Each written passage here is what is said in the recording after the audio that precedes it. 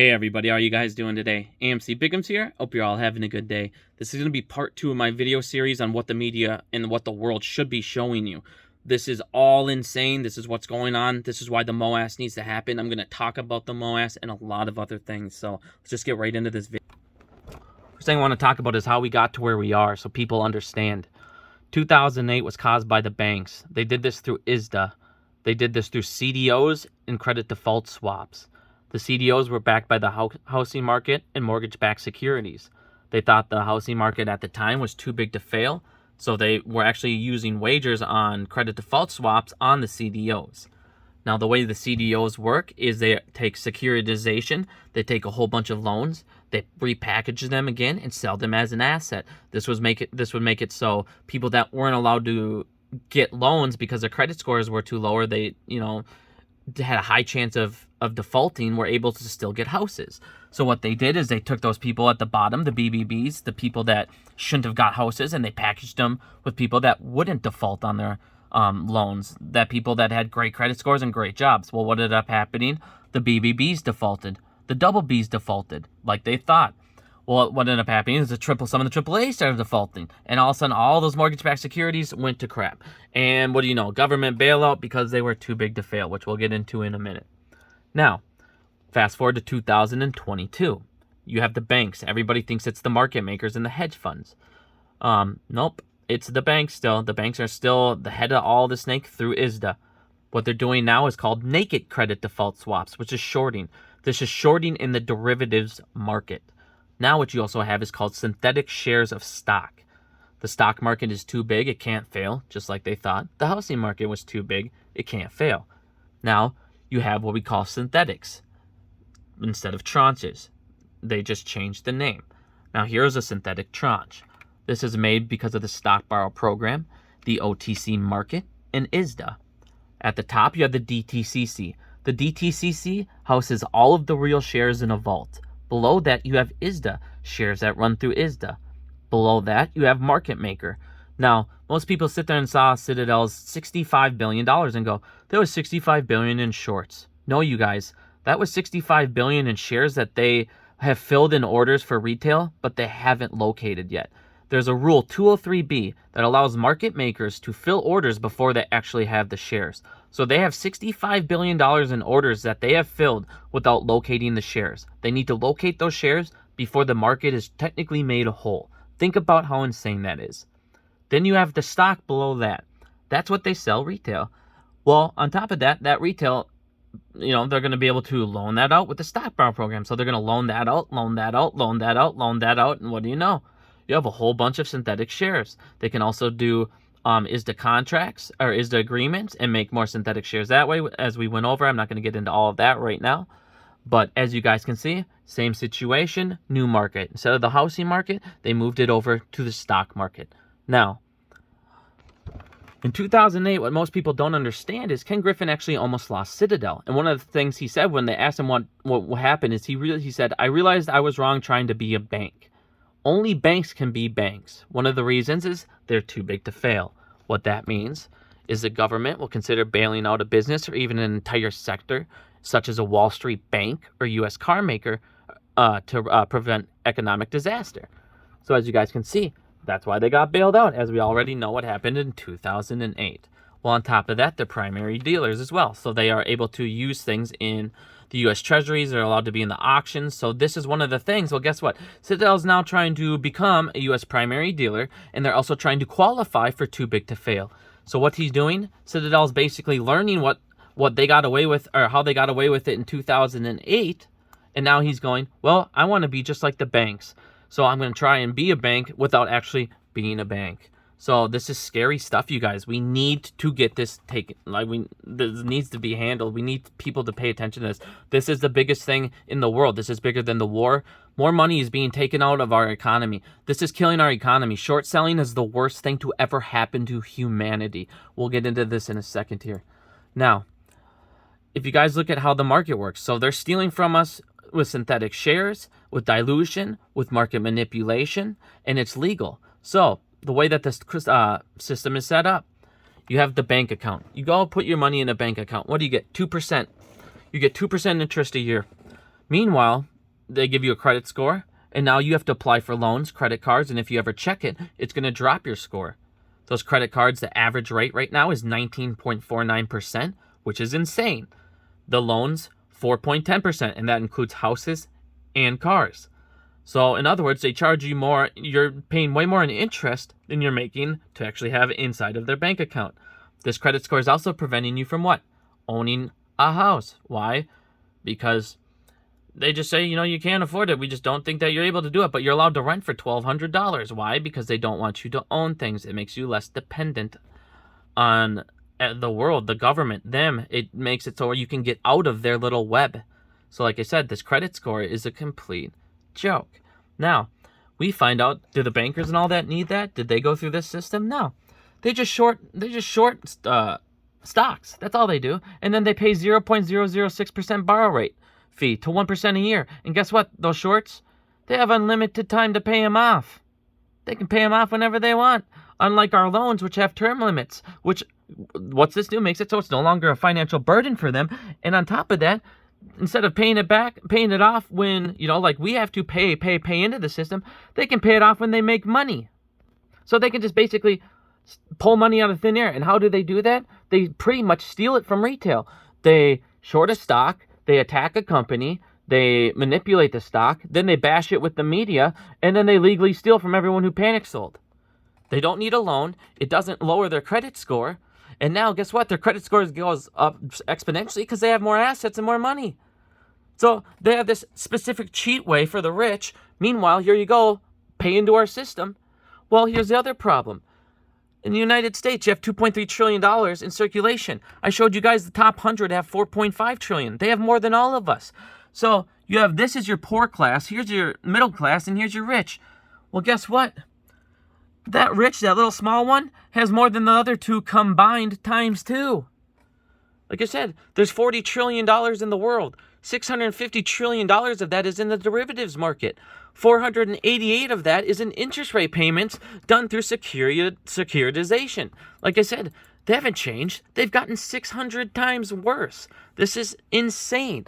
And then we're all running on fiat currency, which is backed by governments, which are all in debt and which are all failing, which means all the dollars, all the currency is failing, which is why they said, hey, we need to go ahead and look into the digital dollar. We need to look into CBDCs. Well, guess what? If you have CBDCs, you have the same people who destroyed our economy in the first place and were the ones governing it. They're going to be in charge of the new CBDCs. And on top of that, it's programmable money. So what does that mean? They can say whether you can buy something or not. So what they can do is they can blame, if there's any economic thing, they can say, well, it's on you guys. So what we're going to have to do is start watching what you can and can not spend money on. Why we watch your $600. Why? So we can control everything about you. And you cannot control wealth or gain wealth. Like I said, this isn't capitalism anymore, you guys. This is beyond capitalism. This is theft. Capitalism is based on competition. They've killed competition. They just short you away, take your technology and take your patents. And then what do? They don't use it for the better of humanity. They squash it, or they use it for the better of their corporations. Our government is now paid for. It no longer represents the people. It represents the corporations that paid for it. Everybody thinks that, like I said, it's taxation without representation all over again. The only difference is back in the day, there was a British flag. Now it's just corporate symbols. It's the same thing. They know you didn't get into politics to get rich, but all of them are suddenly rich when they get out. Most of them, when they were talking about, oh man, we're going to make it so politics can't trade in stocks. Well, they all of a sudden couldn't do insider information and they all wanted to stop doing it. They don't want it no longer to be politics. It shows you. It's not even a job. It's about becoming rich. That's what politics is about now. Like I said, there's our system, then there's short system. They've taken trillions of dollars out of the economy, you guys. Trillions of dollars.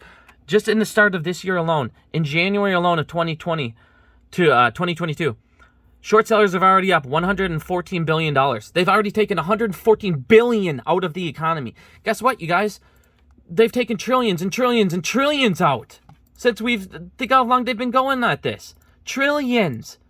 So, like I said, this is beyond insane what is going on. They've hurt the economy more than anything or anyone has ever talked about. And nobody cares. People stand up for the United States. Oh, it's capitalism. No, capitalism was killed a long time ago. Now, please listen to this little girl for about 20 seconds. First, the Canadian government borrows money from the private banks. They then lend the debt-based money to Canada with compounded interest. The government then continues to increase taxation of Canadians year after year in order to pay back the interest on the exponentially growing national debt. What results is inflation, less real money for Canadians to spend into our economy, and the real money being used to pad the pockets of the banks. Exactly. Even she knows what's going on. Like I said, you guys, if they have all this money, guess what the 1%'s not doing? Putting it back into the economy. They're hoarding it. They're holding it. They're putting it offshore so they don't have to pay taxes on it. Well, who's putting money in the economy? The rich? The poor, I mean? The middle class? We don't have any money. You guys have taken it, and you're taking it with inflation, with rising prices of gas. And then on top of that, what's going on with these companies? They're making record profits. Why? Because they sit there and tell you guys, well, it's inflation, we have to raise prices. But in reality, what are they doing? They're still making their stuff overseas for 35 cents, porting it over to the United States and selling it for $30, but yet they're selling it for $5 over there. They're gouging us, price gouging us, and just saying it's inflation when it's not. Like I said, you guys, the United States is gone. Capitalism is destroyed. Everything is destroyed. How? Because, like I said, this entire system that they created was to funnel all the money out to the 1%. Well, they already did it. There's no more left to funnel. Everything we use is just fake money. Fake money. Now, what's going to happen because of this? We're going to talk the crash because I want you guys to understand what is going to happen. This isn't an if. This is going to happen. We're going to have a crash, and it's going to start in the derivatives market. It's over. You can't keep printing money. You can't keep doing inflation. You can't keep stealing from the middle class and lower class because you already did that. So now you have no choice but to do one of these three things, which we'll get to. So what's going to happen is the derivatives market's going to crash because the banks are going to have to call back on all those ISDA contracts. It's going to be disgusting what's going to happen with these banks. Well, the stock market's going to crash now because all those hedge funds, all these market makers, they're over leveraged. They're going to have to pay these banks back. They're going to lose all this money. Certain stocks are going to skyrocket while the rest just plummet. You're going to see a hard stock crash like you've never seen. Well, guess what? We already went over. The government has all these mortgage-backed securities again, so the housing market is going to crash again. Well, on top of that, you're going to have the bond market crash, which is a total crash. At this point, you're going to have nothing but a reset. It's going to be 2008 on steroids, which is why I keep telling everybody, land, gold, silver, physical commodities will still have their value. They might go up in value while things go down. It's a very safe play, not financial advice. It's just intelligent things. It's just, like I said, we're going to talk about the Moass for a second here. So what's going to happen because of this? Well, when ISDA goes down, the market makers are going to go down, and it's going to have a domino effect. It's going to destroy hedge funds, and this is what we need. We need a Moass because this is what the Moass will bring. It'll destroy hedge funds. It will redistribute wealth throughout the economy, which you need to have happen. Like I said, you have no more choices left. They're stuck. They're putting in all these new places nonstop because they're trying to fix it to where, all right, when we do get this, we got to make sure it doesn't happen again. That's why I believe the government is delaying this. Now, here's your government's choices. You let the Moass happen and redistribute wealth, and maybe people will say, okay, well, I got my share, and that their hope would be, well, maybe it'll go away, which we can't let that happen either way.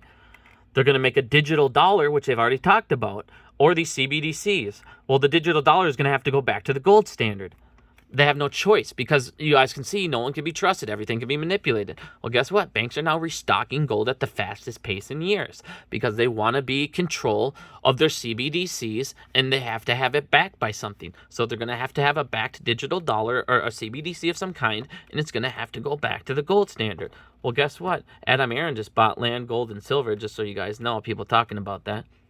Otherwise, what they can do is they're going to have to do the government bailout. But there's too many people now that know what is going on. So a government bailout means that they're going to lose a ton of government positions, and they're not going to want to do that. So the government's going to make that the very, very, very last option. So the government has been using, what do we call them? The protection or plunge protection team.